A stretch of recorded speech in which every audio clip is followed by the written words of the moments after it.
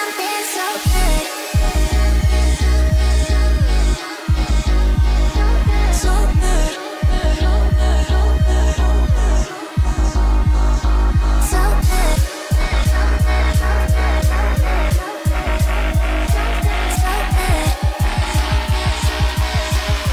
I think we could be something so good.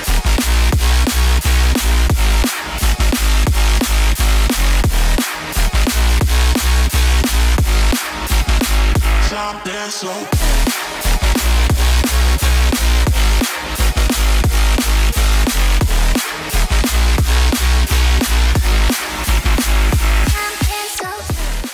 Guys, tayo namin nagbabalik dito sa Honda Big Bike Tagum upang magbigay ng review dito sa bagong Honda Click 160. So in this video guys, pag-uusapan natin yung specs, features at syempre yung updated price niya dito at alamin na din natin guys kung nag-promo ba siya for this month. So without further ado, let's start this video. So since marami nagre-request sa inyo na i-review naman daw itong Matte Cosmo Silver Metallic, ayan na nga guys, merong isang unit na available dito si Honda Big Bike Tagum. And dito naman na tayo sa kanyang overall looks, and as you can see guys, napakaganda ng combination ng matte black, glossy black at ng silver. Dito meron siyang decals dito na Honda 160 which is yung kanyang displacement. So dito tayo sa front guys, check natin anong meron dito sa front. Ayan. So dito tayo guys, banda sa kanyang lever muna, no? Sa brake lever, ayan, matte black pa rin naman yung kanyang kulay. Tapos pati texture is black, matte black din.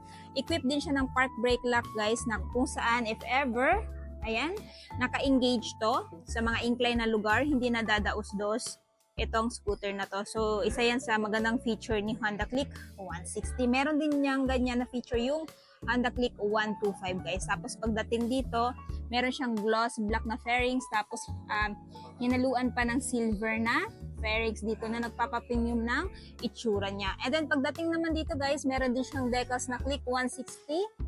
Ayan, minimalist lang din yung design. And eto, napakaganda ng headlight niya guys na naka-LED na. Tapos meron din siyang eyeline dito. Ayan. So first impression ko talaga dito guys is napaka-perfect niya. Sa tingin naman sa kanyang turn signal, ganun pa rin naman, naka-LED. Suspension na ginamit, ganun pa rin naman, telescopic fork suspension. Ayan. Tapos sa kanyang fender, naka-glossy black. Ayan. So meron siyang single disc guys, with single pot piston brake caliper. Dating naman sa kanyang tire, Federal. Tapos ito ay merong tire size guys na 100 by 80 by 14. Tubeless na din siya. So pag napako to, hindi siya basta-basta magpa-flat. So if I were you, palagi kayong may dalang air pressure, no? Anyway guys, itatag ko na lang din dyan kung ano yung aking air pressure na ginagamit sa motor ko. Kung halimbawa naglo-long ride ako or daily ride. Ayan. Nice. So dito tayo guys sa gilid. Ito yung itsura niya sa gilid guys, no? So dito tayo sa kanyang handlebar muna.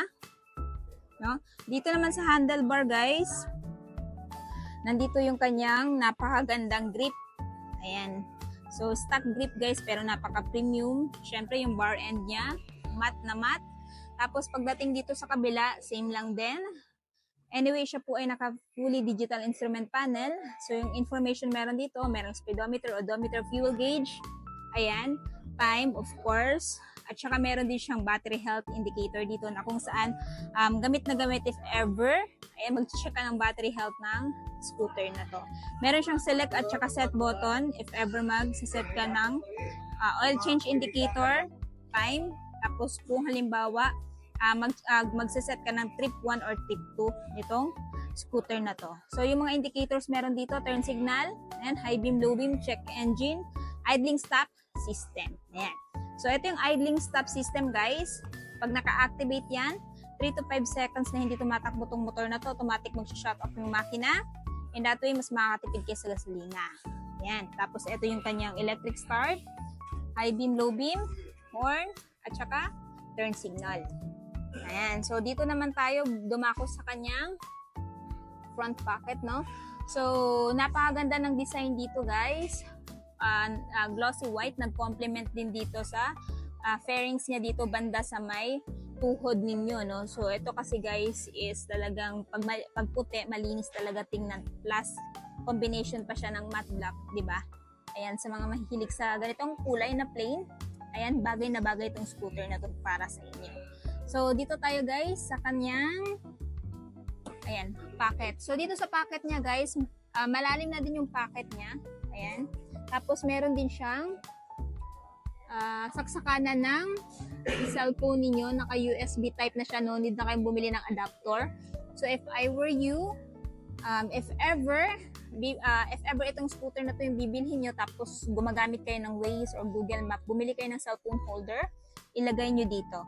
So, ilalagay ko na lang din guys, dyan sa gilid. Ayan. Dito sa gilid, dyan, kung ano yung cellphone holder na gamit natin, para nang sa ganun, may idea kayo kung ano yung mura at quality cellphone holder yung bagay sa inyo. Ayan.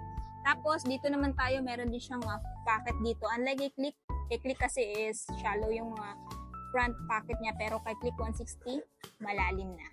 Tapos, naka-keyless system na din siya. Bukasan ng seat, ito. So, kailangan mo lang itutok siya sa seat, tapos pindutin mo to. Ayan. So, babalikan natin yan mamaya guys. Dito tayo, meron siyang utility hook dito. Ayan, pagsabitan lang mga pinamili mo, if ever mag-grocery ka or pupunta ka ng mall. Plus, malawak na footboard. Ayan yung footboard niya guys. Marami ka na ding may lalagay dito.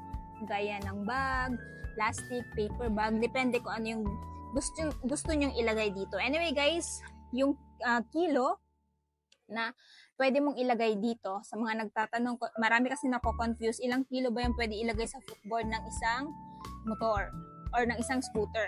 So, ito yung reference guys. So, sa under seat is 10 kilos.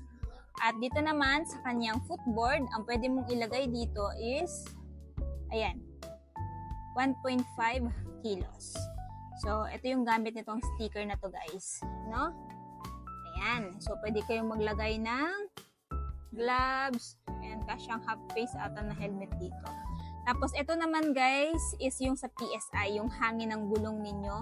So, kung isa ka, 29 sa front, 33 sa likod. Kung dalawa naman kayo, kasama yung angkas mo, ayan, 29 sa front, 33 sa likod. Same lang din. Ayan. Tapos, dito na tayo sa kanyang seat. Bagay na bagay din itong seat para sa inyo guys kung mahilig kayo mag long ride kasi nagbibigay siya ng comfort. As you can see naman guys, napaka-generous na seat cushion niya. Naka-wrap yung kanyang texture na kung saan, halimbawa silky yung pantalon nyo, kagaya nito, para siyang silky. Itong pantalon kong to, hindi nadulasin para dito. Tapos, generous na din yung upuan ng angkas. So, ngayon guys, dito tayo sa kanyang under seat. So, napakalaki ng kanyang under seat storage guys. Ayan, tapos meron siyang tool organizer dito. Tapos may free itong manual at saka tools anyway. Tapos, ito yung kanyang fuel tank. So, ito yung kanyang fuel tank capacity at saka yung kanyang average fuel consumption. So, ito yung kanyang grab bar guys. Napakaganda ng grab bar niya guys. Unlike kay Click, medyo patulis or pa-sharp yung design sa kanya pa-square. So, kung hindi pa rin enough sa inyo yung kanyang under seat storage, pwede naman kayong magpakabit ng bracket dito for top box. So, ilalagay ko na lang din dyan yung link guys kung saan kayo makakabili ng magandang bracket para kay Honda Click 160. So, dito tayo sa baba. Ito yung foot peg ng angkas. Yung akin kasi guys is naka-rubberized. Kay Honda Click 125. Tapos, bumili ako ng alloy para mas maging astig yung forma niya. Pero itong Click, naka-alloy na mismo yung kanya. Tapos, ito yung kanyang ACG, Alternating Current Generator. So, pag pinaandar nyo itong scooter na to, tahimik na lang. Tapos, ito yung kanyang tambucho. As you can see guys, meron na siyang heat guard. Pang-protekta yan sa legs ng angkas or legs ninyo. Silver exhaust end cap din yung dito niya guys. Tapos meron na siyang built-in tire hugger, unlike kay Click na wala, no? So bumili pa tayo talaga ng aftermarket na tire hugger. And for me, goods na goods yan. Ito yung kanyang tire sa likod.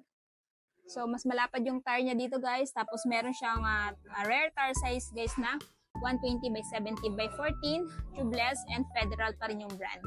Anyway guys, ito yung likuran niya. Yun nga lang is hindi pa siya naka-disc brake. Naka-drum brake pa rin. Comment down below if ever i-upgrade to by year 2026. Gusto nyo bang naka-dual shock absorber to? At saka naka-single disc sa likod? Paki-comment naman sa baba ng video nito. Ayan. Tapos, ito yung kanyang tail. Ayan, ito yung itsura ng kanyang tail guys. Ayan, taillight niya is naka-LED. Turn signal is naka-LED na din. Ayan. So, for me, goods na goods yan. Tapos, ito yung ilaw dito ng plaka. Naka-reflectorize na din. Anyway guys, kung itong scooter na to yung bibilhin nyo, meron din akong itatag na parang cover dito sa kanyang turn signal light para nang sa ganun mas safe siya na hindi siya mabalik kung sasampa ka or sasampa yung angkas mo. No? Kasi hindi naman natin maiiwasan guys na baka hindi makita tapos biglang sasampa ka or sasampa yung angkas mo, baka mabali. Kasi kita nyo naman guys, kahit na premium yung pagkakagawa and manipis kasi, ayan, so mas better na meron siyang parang bracket or parang cover dito na metal para safe yung turn signal light. Mura lang naman yun guys kumpara sa presyo ng original na turn signal light ni Click 160. Ayan, tapos ito yung papaludo niya. And dito, naka single shock absorber siya guys. Of course, nandito yung air filter niya. Yung CVT niya guys. So, napakaganda din pala ng case niya guys. Ano?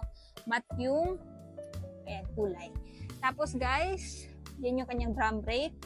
No? Pwede kayo mag-adjust dito pag malalim na yung kagat ng lever or ng brake ninyo. Anyway guys, this one is combi brake na, no? So if ever pinihit nyo yung left lever, automatic mag-i-engage yung brake sa rear wheel at saka sa front wheel. Ayan. Center stand, side stand niya guys, meron side stand, kill switch. Ayan. So dito tayo sa kabilang side, ito yung itsura niya. O, diba? Nice. Pagdating naman sa kanyang seat height guys, ito ay merong seat height na 778mm at ground clearance 138mm. Kaya naman kung may height ka kahit 5 flat ay kayang-kaya mo itong abutin dahil napakababa lang naman itong scooter na to. Kung interested ka sa motor na to, ito ay may presyong 116,900, down payment is 9,000 at monthly sa 3 years na 5,506 at rebates na 200. So ayun na nga guys, natapos na nga natin ikutan si Honda Click 160. Ano yung masasabi nyo sa bagong scooter na to? Sulit ba siya sa presyo niya at anong katangian niya kung bakit i-consider nyo ito bilhin ngayong 2025?